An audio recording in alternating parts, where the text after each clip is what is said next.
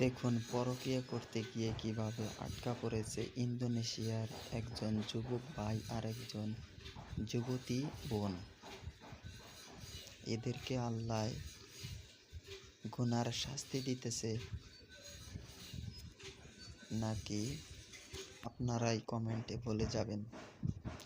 দেখুন কি তাদের অবস্থা, তাদের কি পরিস্থিতি, তাদের কি হাল। এরকম করে যদি আপনারাও এই কাজ করতে যান তাহলে একটিবারও চিন্তা করে যাবেন। দেখুন তাদের কি পরিণতি আজকে দাঁড়াইছে, দেখুন তাদের কি অবস্থা হচ্ছে আজকে। একবার ভিডিওটি শেয়ার করে দিন।